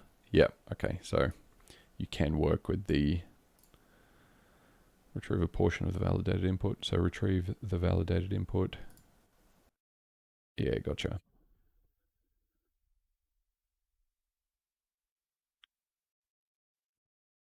Do I want to do this? I think I do. I may as well. May as well. Let's just incorporate that.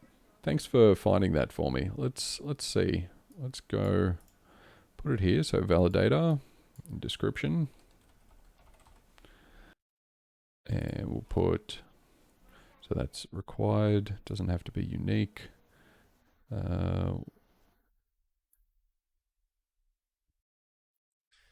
And we will put,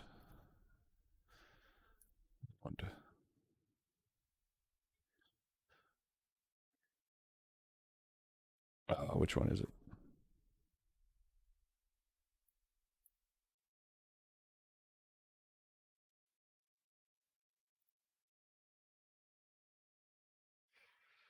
Yes, we'll put the facade in there. So validator, and then if validator return redirect, return. That actually shouldn't be required. It should just automatically return errors with errors validator. Actually, I might just go return.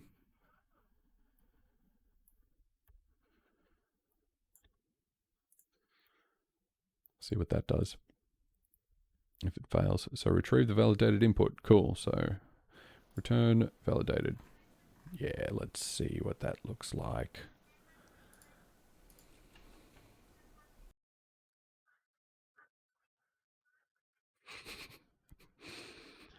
Response.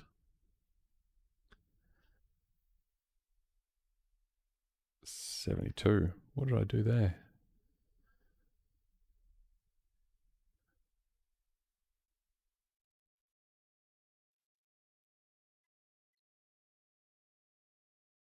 Type error.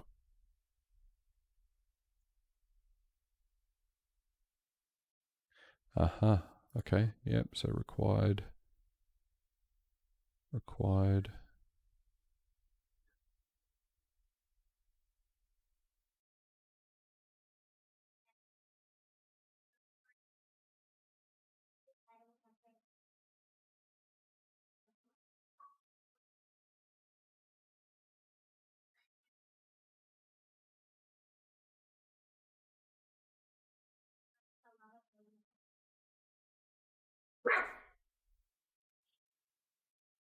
Speed of type string. Validator given. Response set content.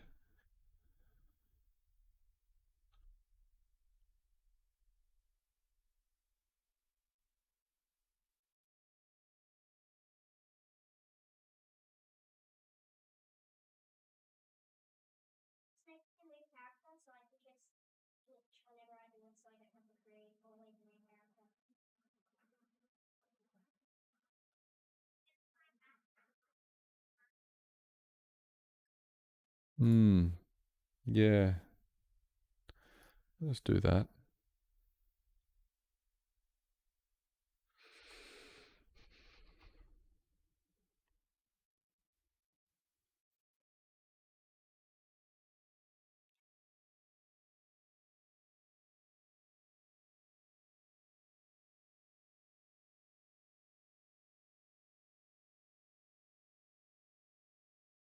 So data. I wonder if there is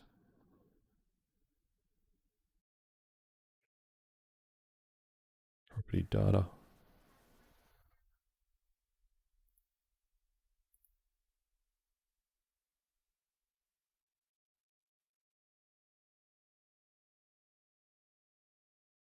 Oh.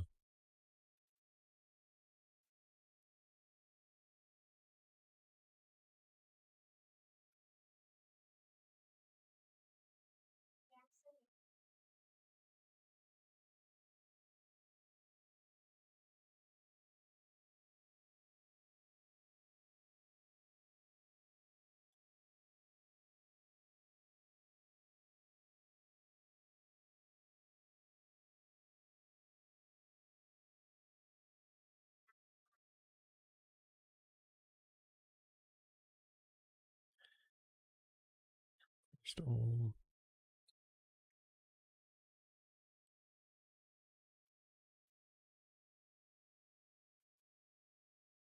Validate.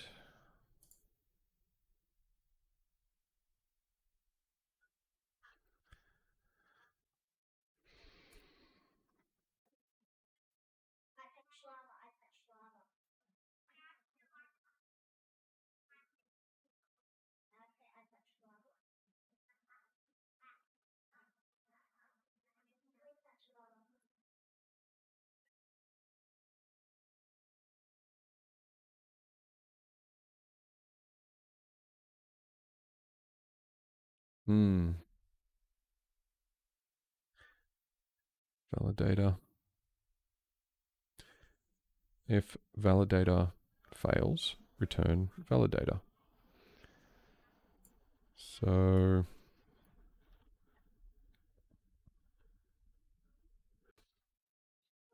return.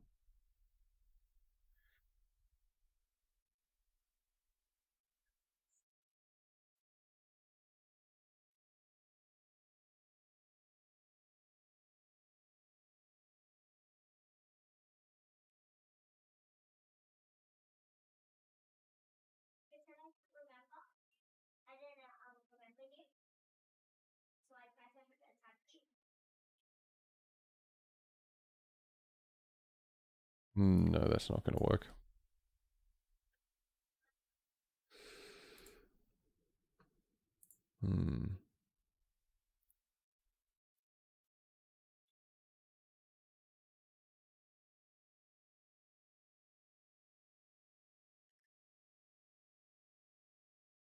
Man, all of this, I'm just trying to validate input that I don't really need to validate too hard, which means that I'm going to abandon this and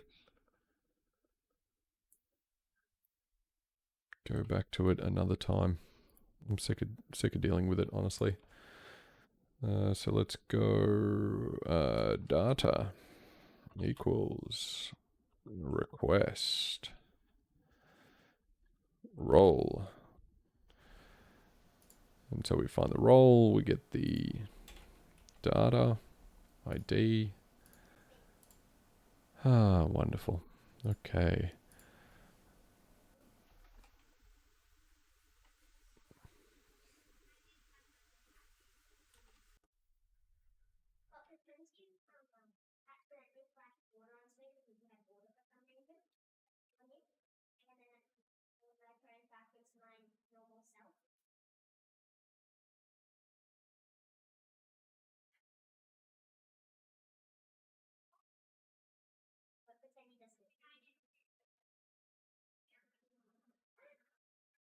Is that right?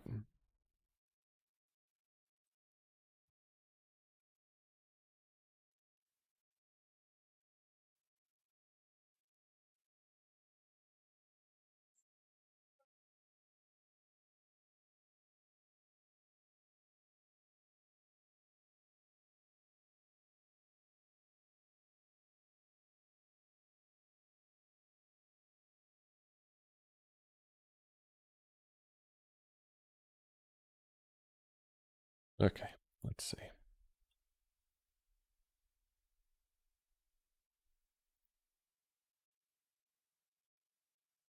D on array. It's because we want that to be an object. Because a request just natively comes through as an array for whatever reason. Cool. So, success. Okay, so start and end.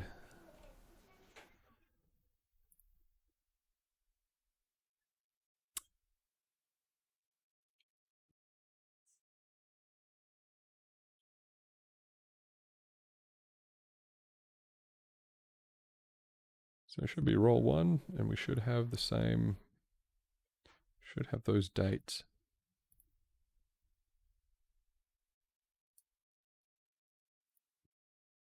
18th of the 1st.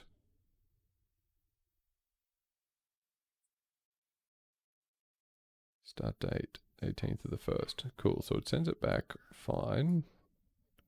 Goes there fine.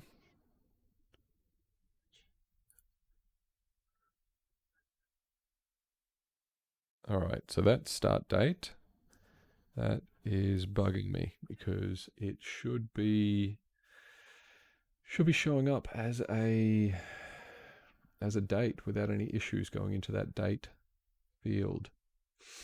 Actually, just on that, in that code base I was looking at before, where I had solved the problem, I had form inputs that handle date. I wonder if I'm transforming that vModel value. No, I'm not transforming it to handle it in the date.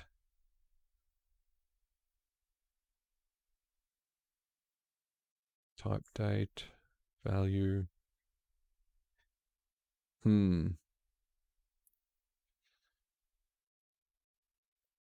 Okay.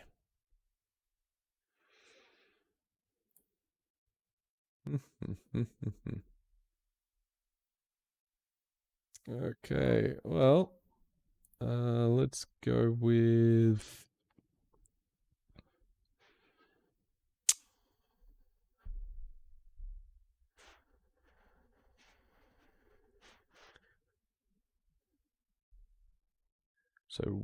routes.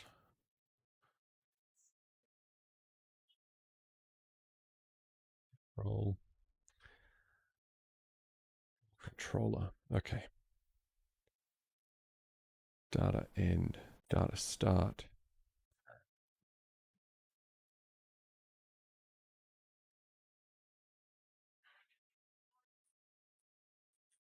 I wonder if I transform the dates on the way to the view. I think I'm doing that in that other code base. I think I transform the dates as they come out of the, so as I render the date, I think I play with that on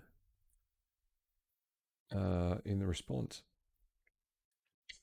I am pretty sure that's what I end up doing. So let's go, was the work controller, and then let's go edit. So take get with owners. Nope. So show, create,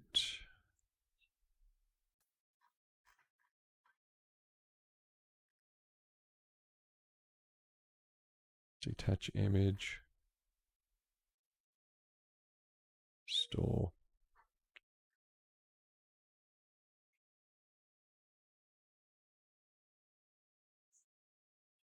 Work controller is the so that's the autosave. Edit. So that's it. I wanted to edit. Because here's the thing. I'm just going to go into that application.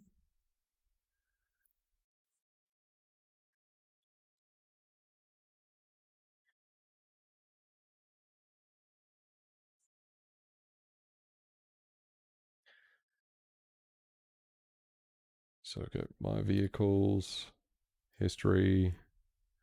It's just going to edit this. Date work was completed. So there's nothing shows up there because it's not completed. These have, this one has a date. Date work was completed. Right. Okay. So I haven't actually solved that problem here. That's interesting. Okay. So I have the date. It's in the database. Yeah. Thank you. Yeah. So just seeing your comment here. Yeah. Thanks a lot. I really had a lot of fun building this. Um, I'm pretty proud of it. I've got, little galleries and stuff, and all the cool bits. Shows people following it. So, if you've got a garage full of cars and you want to put all your cars in there, you've got profiles. You've also got your own personal profile as a person. With links to all your socials and stuff, activity, other cars that you're following. Yeah, it's pretty sweet. I like it. Of course, there's basically no users, and it really needs not just vehicles, your vehicle section. Yeah, it is. It's basically an Instagram, but for cars specifically. And you should also be able to list. So if I go into my car here, so if you go into this, you should be able to also list like all of your work that you've done to the vehicle, and any of your modifications that you might have made as well. And probably one of the most interesting things about this is that like it's basically a blog for working on your car, and with comments. So it's like a social app for car people. I'm working on it in the background. I haven't worked on it in like a month or so because I just something happened anyway. So, but yeah, I want to keep going with this. It's a lot of fun, and I really love this car too. It's very cool. All right, cool. So I haven't solved that problem. So I put in that casts to date. So casts, custom casts.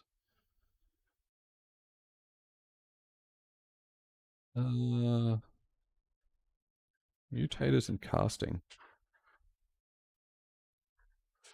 So there should be. Yeah, thanks for that. So thanks for your positive feedback on that. I'm really proud of that application, uh, and I'd really love to see it do well someday.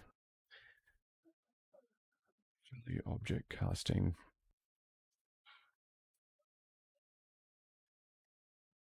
date casting. All right, let's see. Defining a date. Oh, casts and date, time, year, month, day. Okay, all right. I see where this is going. I wonder if I can just put that into the casts method on that. No, that's not the one. This one. I should be able to just put that on the role, like on the model for role.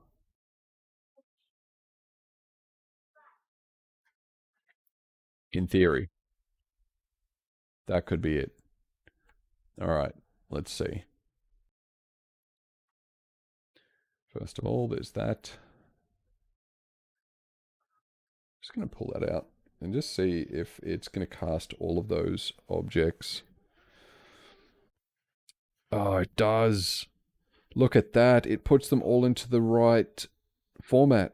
And now it can work. Oh, that's amazing. You know what I'm going to do? I'm going to just real quick. I'm just going to go and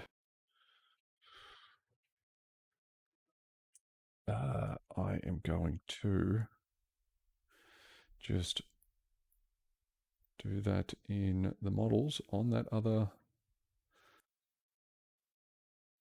just in that other code base right there, and close it. so that'll be a little fix that's just waiting for me next time I go in. Okay, cool. So now does it save? Does it save without issue? Does.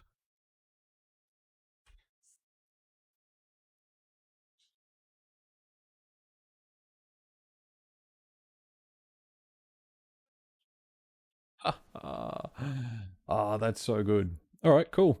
Well, that's it. That is about where I think I'm going to leave it. So today, what I have done, I have given the user interface a dark mode that that makes it a bit easier to look at, especially because I'm on the stream. I don't want to be basically flashing you with a white page every time I go back to the app.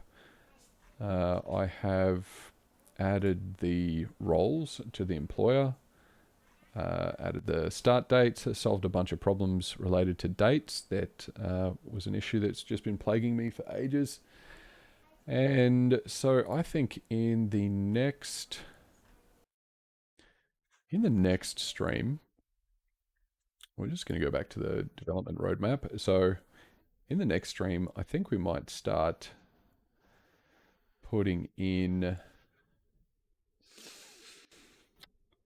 summaries. So